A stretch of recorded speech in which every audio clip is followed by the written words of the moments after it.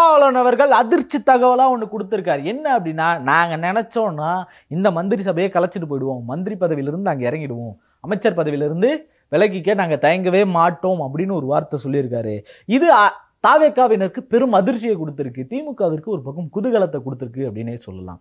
எப்போ எதிர்த்து நிற்போம், இந்த ஆட்சியை பாதுகாப்போம் அப்படின்னு சொன்னாங்களோ அதே வாயில இன்னைக்கு இப்படி வேலை வர்றதுக்கான காரணம் என்ன அப்படின்றத இந்த வீடியோவில் முழுசாக நம்ம பார்த்துருவோம்.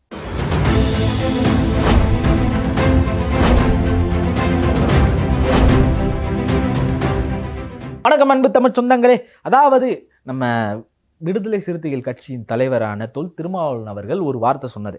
என்ன அப்படின்னா, இந்த அமைச்சரவையை கலைக்க நாங்கள் தயாராக தான் இருக்கோம், அமைச்சர் பதவி எப்போ வேணாலும் நாங்கள் இறங்கி வருவோம் அப்படின்னு சொல்லியிருக்காரு.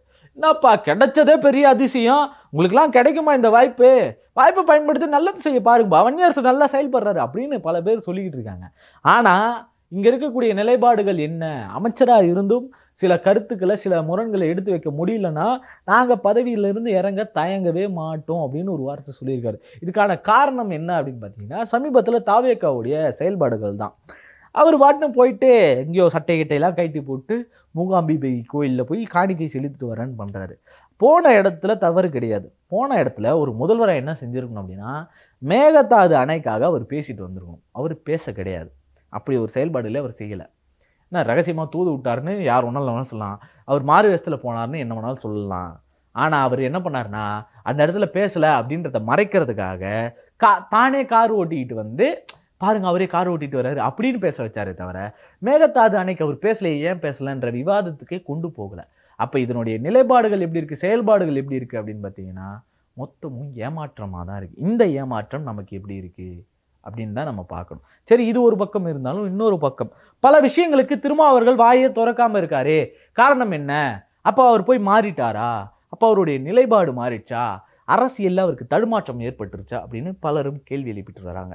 காரணம் என்ன அப்படின்னு பார்த்தீங்கன்னா, மாட்டுக்கறி வெட்டுறதை தடுத்தாங்க, சிலை வைக்கிறத அந்த இடத்துல எடுத்தாங்க.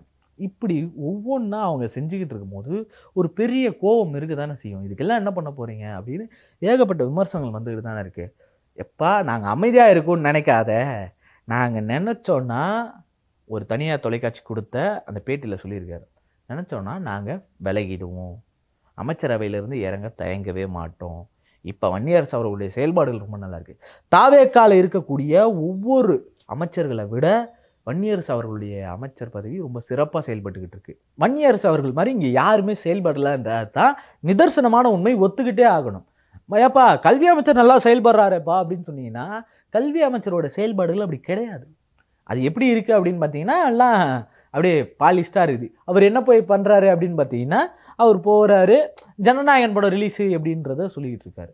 ஒரு சில இடங்கள்ல அவருடைய செயல்பாடுகள் நல்லா தான் இருக்குது அப்படின்னு சொல்லலாம். ஏன்னா இதுக்கு முன்னாடி அவர் இருந்த பாதை அந்த மாதிரி, எந்த இடத்துல இருந்தார், எந்தெந்த ஸ்டேஜுகளில் அவர் பேசியிருக்காரு, யார் யாரை எப்படி பேசியிருக்காரு 2021 தெரியும்.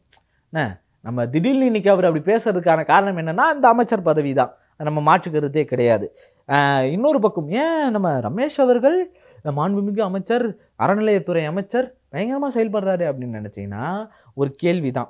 அது அவர் சொல்லும் போது என்னென்ன அந்த முருகு கூட ஏதோ கான்ட்ரவர்சி ஆகிடுச்சு.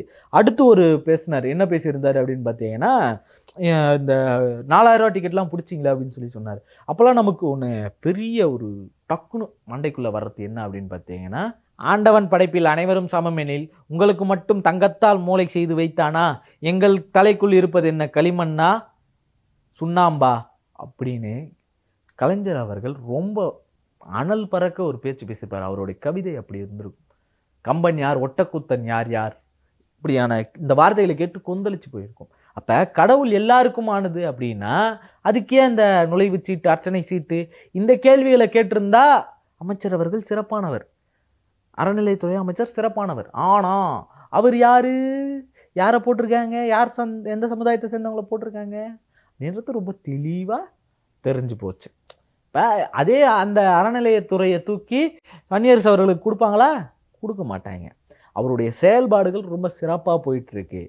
அவரை தவிர இங்கே யாருமே சிறப்பான செயல்பாடுகள் கிடையாதுன்றது தான் நிதர்சனமான உண்மை. இந்த உண்மையை மீறி இங்கே யாரையும் நீங்கள் மறைக்க முடியாது. ஆனால் நீங்கள் மறைப்பீங்க, ஈஸியாக மறைப்பீங்க. எல்லாமே ரொம்ப தெளிவாக தெரிஞ்ச விஷயந்தான். அப்படி மறைக்கிற மாதிரியான வேலைகள் கிட்டத்தட்ட ஒரு 3 சேனலில் இருட்டடிப்பு செஞ்சாங்க. நியூ ஜென்ரேஷன் சேனல்னு சொல்லக்கூடிய புதிய தலைமுறை சேனலையும் இவங்க இருட்டடிப்புக்கான ஒரு வேலையை பார்த்தாங்க. நியூஸ் தமிழுக்கு பார்த்தாங்க, தமிழ் ஜனம் பார்த்தாங்க. இப்படியான செயல்பாடுகள் இவங்க தொடர்ந்து செஞ்சுக்கிட்டு இருக்கனால அவங்க மேலே ஒரு பெரிய மக்கள் மீது மக்களுக்கு அவங்க மேலே இப்போ ஒரு பெரிய கடுப்புகள் கிளம்பியிருக்கு. இதை மீறி திருமாவளவன் அவர்களுக்கும் ஒரு பெரிய கோபம் இருக்குது அப்படின்றது தான் நிதர்சனமான உண்மையாக இருந்துக்கிட்டு இருக்கு. ஒரு டைமில் பார்த்தீங்கன்னா, நீங்கள் எதுக்காக எங்களை அமைச்சரவையில் உட்கார வச்சுருக்கீங்கன்னு எங்களுக்கு ரொம்ப தெளிவாக தெரியும். இந்த ஆட்சியை காப்பாற்றிக்கிறதுக்காக தான் நீங்கள் இந்த வேலையை பார்த்தீங்க. இந்த ஆட்சியை காப்பாற்றுறதுக்கு இந்த வேலையை பார்க்குறீங்கன்னா சரி வாங்க நாங்கள் கோஆப்ரேட் பண்ணுறோன்ற பேரில் தான் அமைச்சரவையில் இடம்பெறதுக்கு நாங்கள் அனுமதித்தோம். சரி உங்களுக்கு எங்கள் மேலே நம்பிக்கை இல்லாமல் இருக்குது, பிச்சுட்டு போய்டுவோம்னு நம்புறீங்க நீங்கள், அதனால் நாங்கள் ஏதோ கோஆப்ரேட் பண்ணுறோம் அப்படின்றதுனால தான் இருந்தோம். இந்த செயல்பாடுகள் தொடர்ந்து இப்படியே இருந்துச்சுன்னா நல்லா இருக்காது. நாங்கள் உங்கள் செயல்பாடுகள் தொடர்ந்து இப்படி இருக்கிறத பார்த்துக்கிட்டே இருப்போம். அமைச்சரவையிலிருந்து வெளியே வர துளியும் தயங்க மாட்டோம் அப்படின்றதான் ஆணித்தரமாக திருமாவளவன் அவர்கள் சொல்லியிருக்காரு. இதுக்கு முன்னாடியே மத்திய அமைச்சர் பதவியே கிடச்சிச்சு. அப்போவே அவர் என்ன பண்ணார்னா, இல்லைப்பா எனக்கு அது வேணாம் அப்படின்னு சொல்லி நின்றவர் தான். யார் கூட பிஜேபி கூட போயிருந்தால் அவருக்கு மத்திய அமைச்சர் பதவிகளே கிடச்சிருக்கும். நல்ல நல்ல பதவிகள் காத்துக்கிட்டு இருந்துச்சு. கோடிக்கணக்கில் பேசினாங்க. அதை மீறி அவர் இருக்காருன்னா அதுக்கு முக்கிய காரணம் என்ன அப்படின்னு பார்த்தீங்கன்னா, இந்த மக்கள் மீது அவர் கொடுத்துருக்கக்கூடிய முக்கிய பங்கு தான். திருமாவளவன் அவர்களுடைய இந்த பரபரப்பு அந்த மீட்டு தான் வந்து அவர் பேசின அந்த வார்த்தைகள் தான் எல்லார் மத்தியிலையும் ஒரு கொந்தளிப்பை கொடுத்துருக்கு, பெரிய நம்பிக்கையை கொடுத்துருக்கு. இல்லை இவங்க நிலை தடுமாறல. ஸ்டாலின் அவர்களே வந்து எதிர்த்து நிற்கினப்ப இல்லை இந்த ஸ்டாலின் அவர்கள்லாம் சொல்லியிருந்தார் என்னன்னா 3 மாதத்தில் இந்த ஆட்சிலாம் தாங்குமானே தெரில, 6 மாதம் பேச மாட்டேன்னு சொல்லியிருந்தோம். 3 மாதம் தாங்குமானே தெரில, அந்த அளவுக்கு தான் அவங்க செயல்பாடுகள்லாம் இருந்துகிட்டு இருக்கு அப்படின்னு சொல்கிறப்ப, இந்த பக்கம் திருமாவளவன் அவர்கள் என்ன சொல்லியிருந்தாருன்னு பார்த்தீங்கன்னா, நீங்கள் கவலைப்படாதீங்க, அதிமுகலேருந்து பல பேர் வாங்குறீங்க, கவலைப்படாதீங்க, உங்கள் ஆட்சியை நாங்கள் கவலை விட மாட்டோம் அப்படின்னு சொல்லியிருந்தாங்க. என்னடா இவர் ஒரு பக்கம் இப்படி பேசுகிறாரு, ஸ்டாலின் அவர்கள் 3 மாதத்தில் தாங்குமான்னு தெரில அப்படின்னு சொல்லிட்டு இருக்காரு, இந்த பக்கம் திருமாவளவன் அதுக்கு எதிராக பேசுகிறாரு இப்படின்னு சொல்லி பல பேர் பல விதமாக பேசிக்கிட்டு இருந்தாங்க. இதெல்லாம் கேட்டு அமைதியாகவே இருந்தார் திருமாவளவன் அவர்கள். பேசுகிறவங்க பேசட்டும்பா அப்படின்னு சொல்லி அவர் லைவ் மட்டும்தான் போட்டுட்டு இருந்தார். இப்போ கொடுத்த இன்டர்வியூவில் தான் அடித்து ஓப்பனாக இவங்க பண்ணுறது சரியில்லை அப்படின்றத மறைமுகமாக சொல்லியிருக்காரு.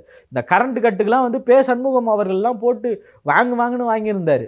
இப்போ அவங்க நிலைப்பாடு எல்லாமே எதிர்ப்பு நிலைப்பாடுகளே இருந்துருச்சு.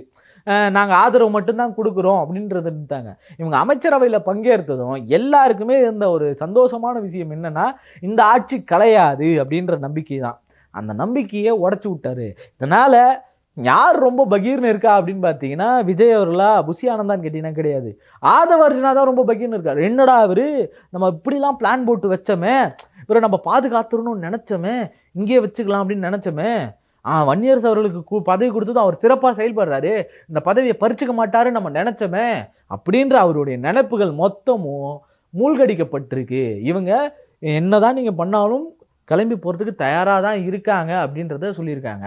எச்சரிக்கையாக கொடுக்குற விதமாக தான், இதை ஒரு எச்சரிக்கை கொடுக்கும் விதமாக தான் இவங்களுடைய செயல்பாடுகளும் நிலைப்பாடுகளும் மாறிக்கிட்டு இருக்கு. தாவேக்காக்கு எச்சரிக்கை மறைமுகமாக எச்சரிக்கை கொடுத்துருக்காருன்னு தான் சொல்லணும் திருமாவளவன் அவர்கள்.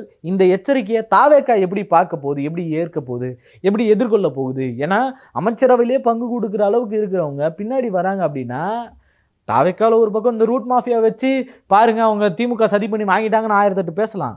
ஆனால் உண்மையான அரசியலை புரிஞ்சிக்கக்கூடிய மக்களுக்கு எப்படி இருக்கும் அப்படின்னு பார்த்தீங்கன்னா, இல்லை இவங்க செயல்பாடுகள் சரியில்லை, அதனால தான் அவரே பின் வாங்கிட்டாரு, அவர் நின்னப்ப ஆதரவு கொடுத்தாரு அப்படின்னு புரிஞ்சுப்பாங்களான்னு ஒரு சந்தேகம் இருக்குது. ஆனால் புரிஞ்சுப்பாங்கன்ற ஒரு நம்பிக்கையில் இருக்கும். விஜய் அவர்கள் மக்களை முட்டாளாக்குற ஒரு விஷயத்துக்கு தள்ளிட்டாரு. அந்த முட்டாள்தனத்திலிருந்து மக்கள் மீண்டு வருவாங்க, திரை மயக்கத்திலிருந்து மாறி வருவாங்க, அது நடக்கும் அப்படின்ற ஒரு நம்பிக்கை எல்லாருக்குள்ளேயும் இருக்குது, நமக்கும் இருக்குது. நீங்கள் என்ன நினைக்கிறீங்க? அந்த நம்பிக்கை உங்களுக்கும் இருந்துச்சு அப்படின்னா மறக்காமல் கமெண்டில் திருமா அப்படின்னு சொல்லிட்டு கமெண்ட் பண்ணிட்டு போங்க. நன்றி, வணக்கம்.